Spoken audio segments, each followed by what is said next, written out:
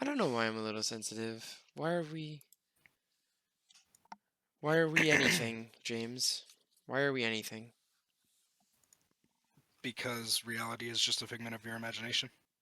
But then why is it called reality and not figmenty? Because your brain wants you to think it's real. Could you not?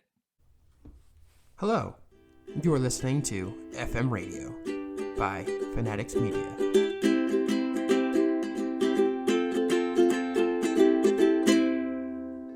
Hey, this is Kevin, And this is James. and we are Fanatics Media here again to talk to you about games and stuff. And all the things. Well, I mean, I'm pretty sure the cold open is going to be us talking about reality. Well, I mean, that's just my normal everyday waking nightmare, so it makes sense. It's like my biggest fear in the world, and everything's just fake. Have you heard about there's a word to describe the feeling of noticing that you are just an NPC in everybody else's world? Yes. As a retail employee, I have felt this way for many years. So it's been about 2 weeks since James and I have recorded, so we have a lot of gaming and leisure to discuss. Because Leisure. leisure. Leisure. What did you do on our week off, bud? Well, the weekend of our last podcast was our big X-Wing tournament in Birmingham. So, we had to leave Dothan at 5 a.m., which means that we had to wake up at 4 a.m. And I normally don't go to sleep until 6 a.m., so you can do the math and figure out that I just didn't sleep. So, uh, real quick funny story. We were leaving Dothan at about 5:30 in the morning, and we were turning onto the main highway that takes us all the way up to Birmingham. And there's two turning lanes. We're in the left one, and in the right one, this super expensive Corvette pulls up right next to us. Again, it's 5:30 in the morning, middle of winter, so it's actually pretty freaking cold outside. He has all of his windows rolled down in a suit full of wrinkles, sunglasses on, and he's just chowing down on a greasy McDonald's burger. Ew. And just that lifestyle is exactly how I felt that morning. Just, Just a just terrible. Something terrible had happened for him to be running around at 5:30 in the morning in the freezing cold when the window's down, chowing down on McDonald's, and I felt that in my heart. Oh my gosh, I could only imagine. Like, did his windows get stuck? No, no, probably just normal drunken activity. No, but that seems like oh, okay. So like, yeah, like he went to a bar after work. There you go. Okay, I gotcha. And now his windows are down because he wants to stay awake. Yep, Okay, yeah, I've been there. a couple of times. But anyway, so we leave, we go to Birmingham. I hang out at the shop for X-Wing for about an hour and a half or so, until my buddy comes to pick me up so that we can go play Crisis Protocol, which is fantastic, by the way. I spend like the next 8 hours playing Crisis Protocol, and then ride home back with the X-Wing guys. And by the time I get home, it's been like 35 to 38 hours since I've last slept, and I still couldn't sleep. Laid down in bed and just couldn't go to sleep. So great times. Crisis Protocol, though, Kevin. Hmm.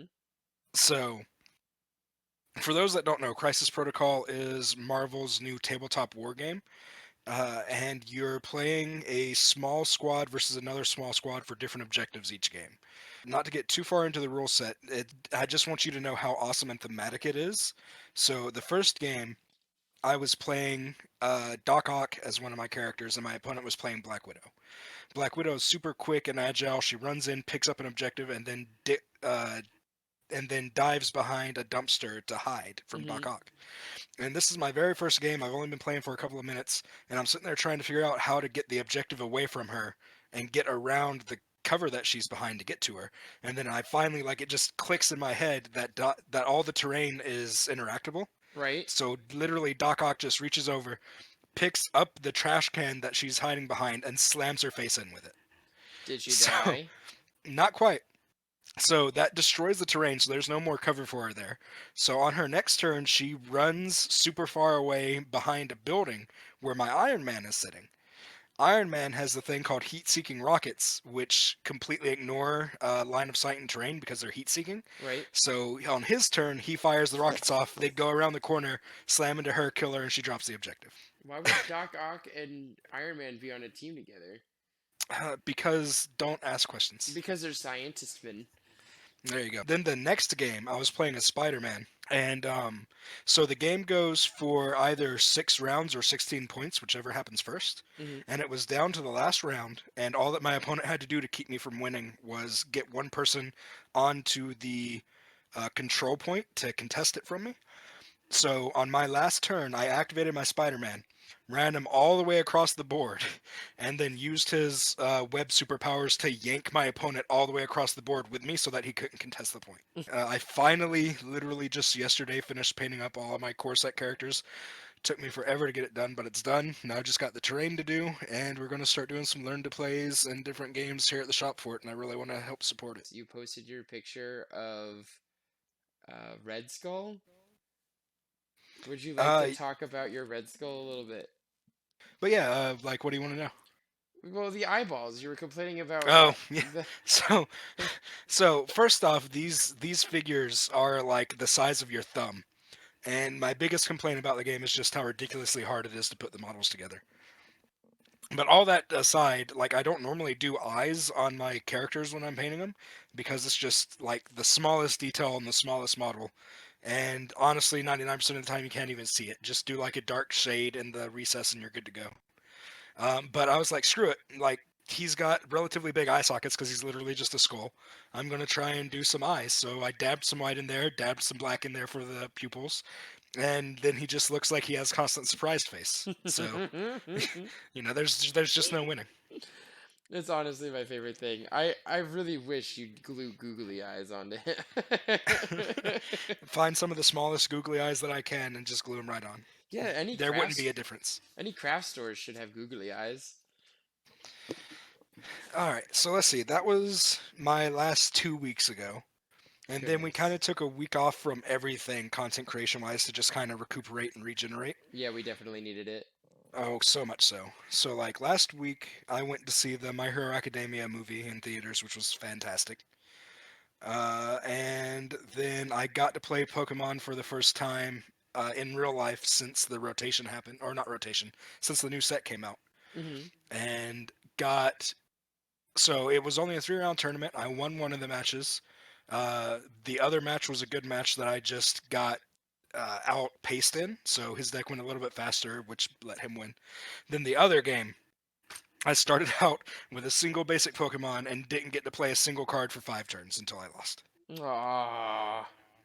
So yeah, but Pokemon's still super fun. I've been playing it a lot on PTCGO here recently. Trying to record enough to finish up my tutorial series that I have going for it. And yeah, I think I've got one more video in that series planned, which is just kind of teaching how to trade and build decks in the game, and then that'll be done. But yeah, I think that was kind of my last 2 weeks. Other than that, I've been working and just kind of hanging out and chilling. How about you? Woo! I mean, that was pretty eventful. It was. I decided to spend my week and go to my local game store called Highlander Games, and I went with my wife because I have $200 in store credit because I sold out of Argent Saga right before the second set came out. Now, that $200 was supposed to be for Star Wars Destiny Covert Missions, Womp womp.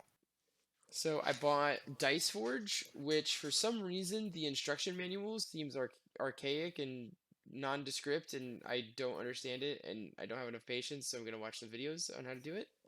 That's definitely the best way to learn board games nowadays. And then, while we were there, Taryn was walking around. She is a huge fan of Bruce Lee, and there was a box with Bruce Lee on it, and she's like, oh, "What's this?" And the guy behind the counter is like, "Oh, that's for a game called Unmatched. It's super cool." I'm like, "What's it about?" And he says, "Well, there's Volume 1 where you could be Alice in Wonderland, King Arthur, you could be Medusa, you could be Sinbad. They made an expansion where that one right there where you could be Bruce Lee. You could be Robin Hood or Sasquatch. And they're coming out with another expansion where you can be the velociraptors from Jurassic Park.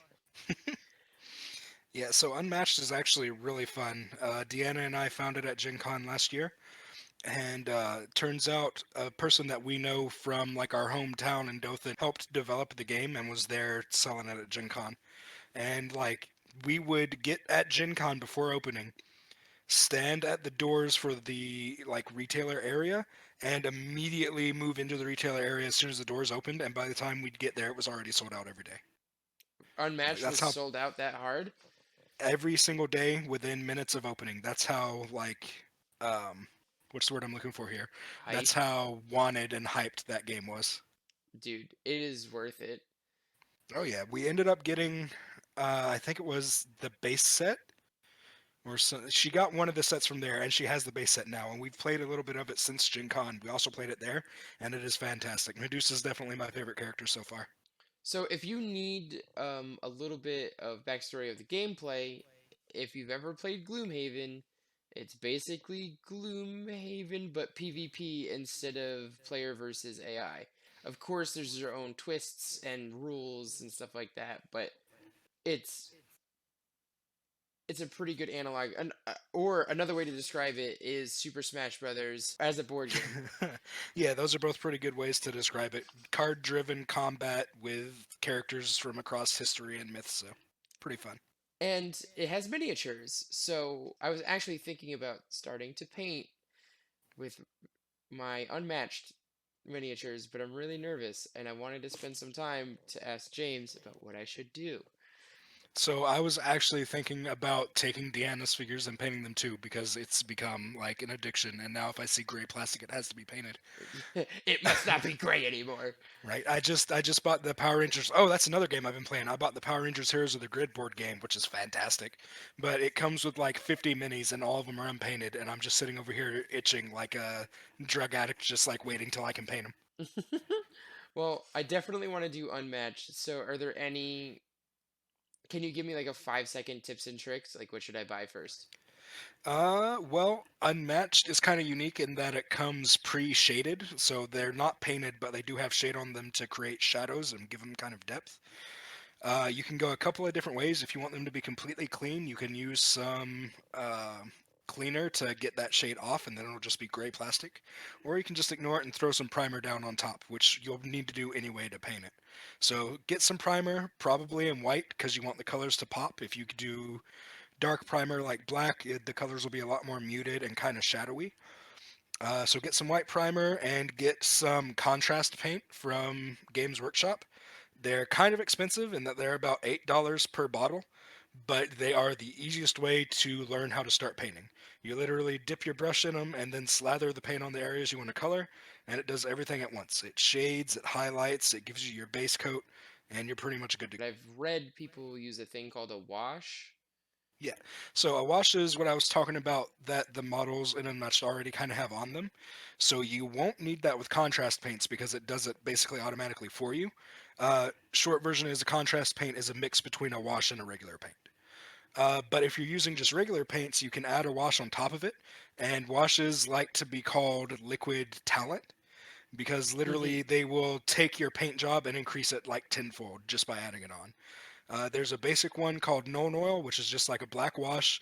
You just slather it on your model once you finish painting it. It darkens all the colors down so that they're not so bright and vibrant, and like white will become kind of like a darker grayish white, so it's not standing out like an unnatural color, and things like that. But it'll also get down in the recesses and give you shadow. So like if your character has like a bent arm where their elbow is would kind of be darker because there's shadow there, the Hmm. wash will take that color that you put there and make it darker, almost black, to make it look like there is our artificial shadow there and make it look more realistic. Okay, I'll probably do that.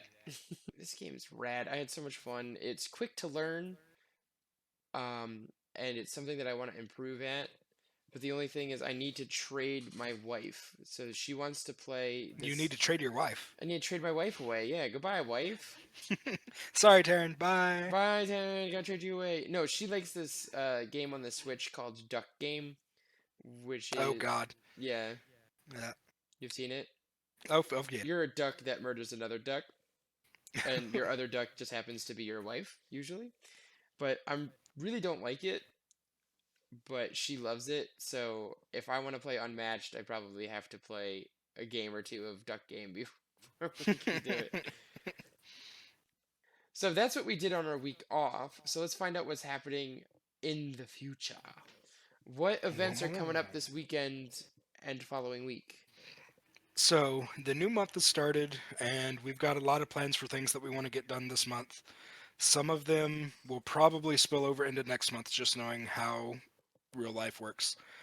But we don't have anything scheduled and visible yet. But within the next week, we should hopefully have a lot of events going up on Facebook. So be sure to check out Fanatics on Facebook for that. We're going to have things like an X-Wing League starting up. We're wanting to do an X-Wing tournament at the start of next month as well. We're looking to do a Warhammer Age of Sigmar Learn to Play and League, along with a Learn to Play for Warhammer 40k and some extra tournaments for that. Which we may have a big tournament for that coming up way out in May, but that depends on a few factors. Let's see, what else do we have coming up this month? We've also got a Learn to Play that I'll be hosting on the 21st for Crisis Protocol, so hopefully we'll get a bunch of people interested in that.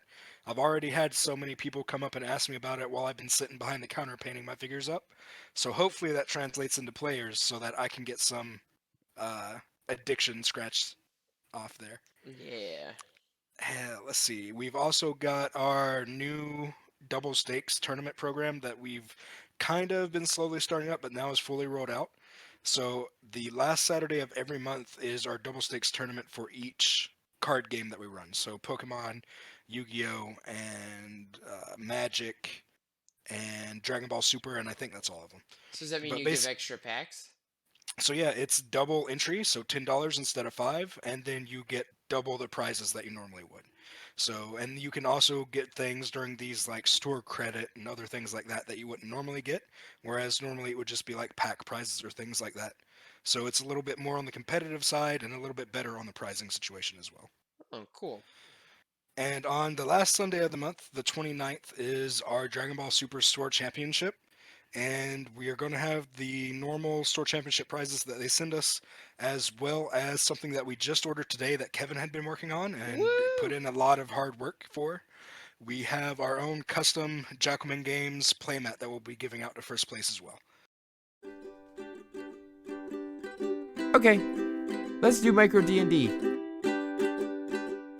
Can you not make me do any athletic checks this entire round and make them only acrobatic? In fact, I'm making you only do athletic checks. No, my athletic checks are horrible. Please, Yeah. and don't make me perceive a single thing. I think that you're in trouble. But you know what? If I have to perform or be stealthy or do a magic trick, I'm good to go. But other than that, let's just do a really quick reminder of where we are, and let's go. Both for ourselves and possibly for listeners. Yeah. So do you want to do it or do you want me to? Well, you're the DM. Okay. Well, I mean, I guess. All right. So we pick up after you have ran away from your home in the castle where you were the queen's doppel bodyguard. You are basically running for your life. You manage to escape from some guards with the help of a cleric of Ilmater, if I remember correctly. Yes, it was Ilmater. You manage to fly out of the gate on your adrenaline high and head towards the nearby forest, heading to the northeast. Going to the town of Tora, right? I want to say it's Nora because it's north. Yeah, Nora and Tora. Tora is in the north, by the way. Tora's north? Okay. Yeah, you made it not as obvious, I think. Yeah. So it is still relatively early in the day, and you manage to make it to the safety of the tree line for the forest. And you look back to see that the guards have kind of given up chase, and they have not followed you into the forest. So you know that Tora is about a 3-day travel through the main road, cutting through the forest will hopefully speed that up a little bit, but it really depends on how well you can track through the woods. Well, So, great thing. I have so much experience with forests, being in a kingdom and a castle all my life. This is awesome. that's right. It sounds like this is exactly right up your alley. Yep.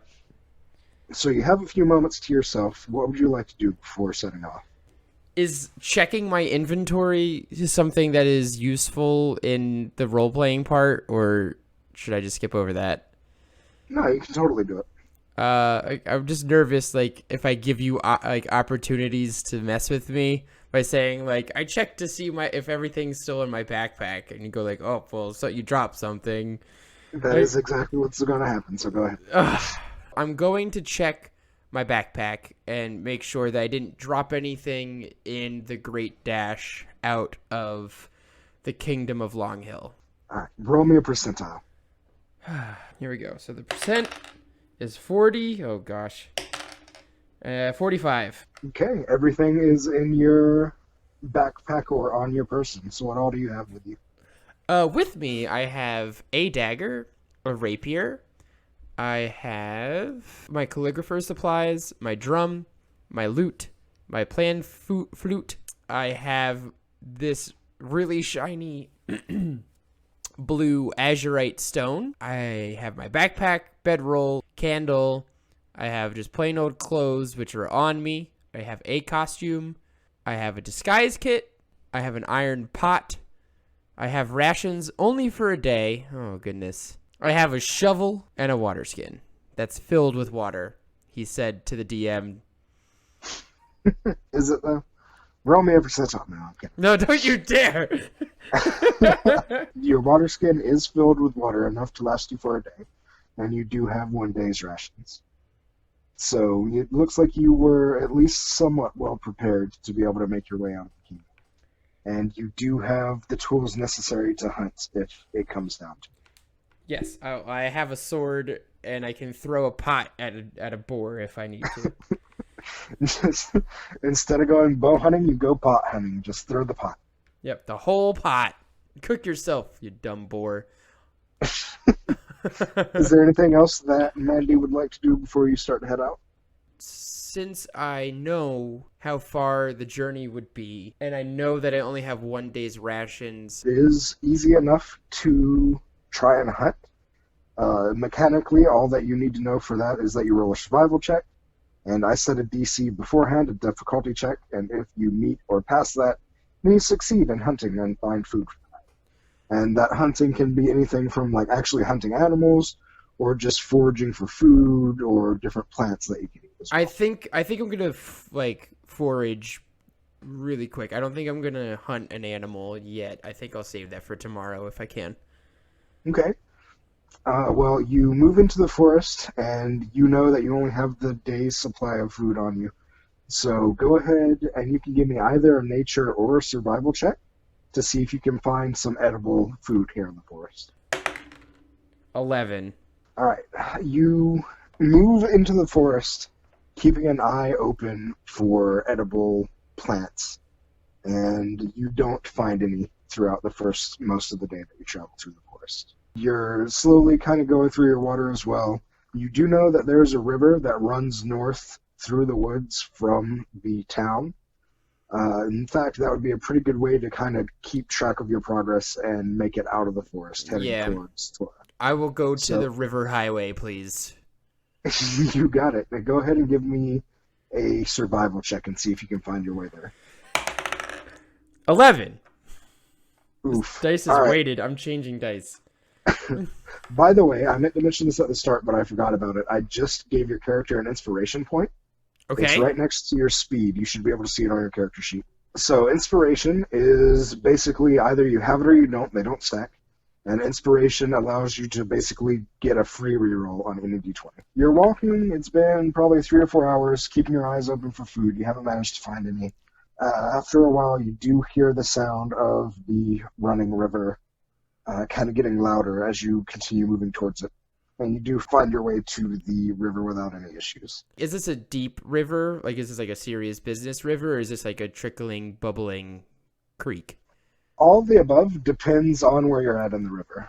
At the exact spot that you are currently, it's about waist deep.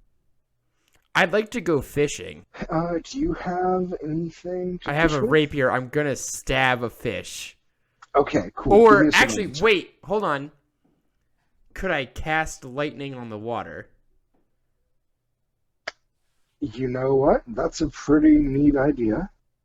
So let's check your spells real quick. Not lightning, but thunderwave. Thunderwave? Thunderwave wouldn't really help. Thunderwave is literally just like a loud shockwave. Oh, it's a sound. It's not a zap. Right. That's BS. But you can totally try and Hold on. spearfish with a Wait, no, rapier hold if you on. want. I'm gonna argue this. It's a sound wave.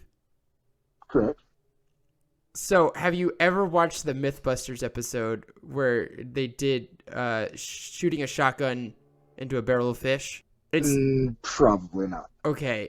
Or have you ever seen the crab that basically snaps its claws together and kills fish with a blast of a sound wave?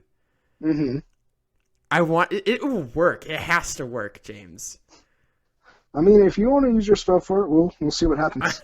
So what do I have to roll to be successful? Like I have to do damage to fish. So first you need to find a fish, and then you have to make an attack versus their save. And in this particular spell, you have an attack of 12, so you have to beat their fish's con save, which I have no idea what the con save for a fish is. But, it can't be that high. Okay, so first, don't worry about it. Let me find a fish. So I need to make a survival check, right? For this, you will need to make a perception. A perception. Okay, here we go. New dice. 17 minus 2, so 15. Okay. Do you wade into the water, or what do you do? I'm in the water, yeah. I'm standing over it looking for shadows of fish. Okay. You wade into the water and you kind of take your time, and after a few moments you see a small school of fish kind of floating towards you. Okay. So you can go ahead and click that you've used your thunder wave. Yeah.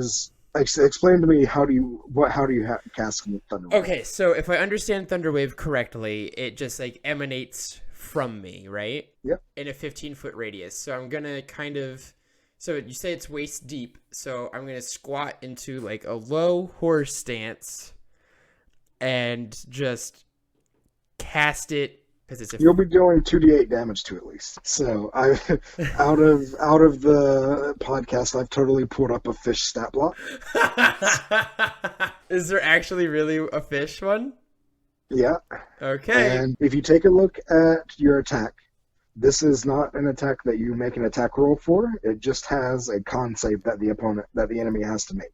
Right. So the con save is 12. Right. So the fish So are going to roll a con save. So if they roll lower than 12, I win, right? They do, and they have a -1. So roll me a d20. Come on, fish! Oh, wait, I want to use the other d20. Okay, here we go. They rolled a 7. -1 for 6. Yeah. So you get into your horse stance and quickly clap your hands underneath the water, and a huge splash erupts out from underneath you. Water goes flying up into the air and starts to mist down all around you, and a little rainbow kind of fills your view directly in front of you as you just see this school of fish erupt and get thrown out onto the riverbank on the other side of the river. So they're dead? You got it. Okay, I want to go pick up all 4 fish. You got it. I'm going to put them in... Can I grab some leaves to wrap them in? Yeah, that shouldn't be too hard. It'll take you an extra couple of minutes in the area. Okay, so I'll wrap them in some leaves and put them into my backpack. There you go. All right. Well, after you get done fishing and you have your fish prepared, you don't have a super clear view of the sky above you, but you do know that it's getting probably in the later half of the day. You haven't made a lot of progress in the forest yet, but you are now a little bit better prepared. You can fill up your water flask here if you'd like. You've got food for the next couple of days. You're pretty much ready to go. Yep, I Would you would. like to go ahead and start heading out from here, or would you like to set up a camp for the day? I'm gonna cook some food and set up camp because I'm feeling really good. You know, I just killed some fish in a really badass way. So you get ready to rest throughout the night? How do you want to set up camp? I want to be pretty minimal. Find a tree to like prop myself under, take out my bedroll, and build a small fire to keep myself warm and cook my fish. Okay.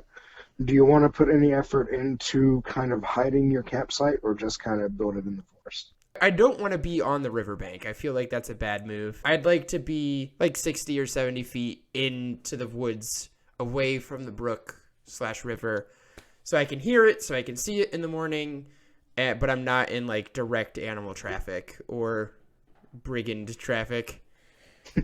Okay, sounds good. Give me a survival check. 3. You walk a few feet away from the river and you're like, all right, this is good. Just a few feet? All right, so you set up your camp. You've got your bedroll laid out. You've got your small fire with your fish sitting next to it getting cooked. And you kind of sit back and think about the day and where your life has gone. And yeah, you're just all alone in the forest, getting ready to chow down on some fish. Night goes by mostly uneventful. As you're finishing up your dinner, what is your passive perception? 8. Passive perception is an 8? Yes. Okay. So I need you to go ahead and roll me an initiative. 19. Hey, that's not bad. Suddenly you hear the sound of a cracking twig behind you. You glance behind you just in time to see a wolf lunging for you. Yeah, no problem. Roll me a d20.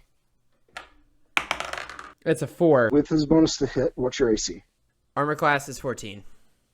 All right, so that is not enough to hit you, so he lunges for you, and you manage to dodge out of the way just in time as he lands right where you were just then. You jump up and grab your weapons and take a quick look at him. You can tell that he is kind of skinny, mangy, looks like he's kind of on his last legs. Usually there's more than one wolf around, but you don't see any other nearby as he kind of prepares for another attack. Okay, And it is your turn. So what would you like to do? I throw one fish towards the wolf, cooked with my rapier drawn. Give me an animal handling check. 10. The wolf kind of haunches down and growls and looks like he's ready to launch another attack at you. And you grab your rapier and you grab a fish and you toss the fish right at its face. And it kind of just like smacks into his snout and hits the ground. He kind of jumps back and looks down at it and sniffs and reaches forward and grabs it and runs off into the distance. Okay, I'm gonna keep my rapier at my side. I think I'm gonna try to go back to sleep with one eye open. All right. Go ahead and roll a percentile for me. 16. You close your eyes and prepare to get rested for the night. You don't get woken up by any sounds throughout the night, and come early morning as you're awoken by the sound of nature waking up all around you. You take a long stretch and look over towards your pack that was nearby, and see that in the middle of the night it was raided. No! Stop it, James. That stinks. Alright, can I check what's left? You sure can. It looks like the 2 fish that you left behind and your ration are gone. I have no food. What are you doing to me? All of the best things. All right. Oh, you actually took my rations away. Get out of my sheet. This is my sheet. That's the best part about D&D Beyond. It lets me control things. That's my sheet.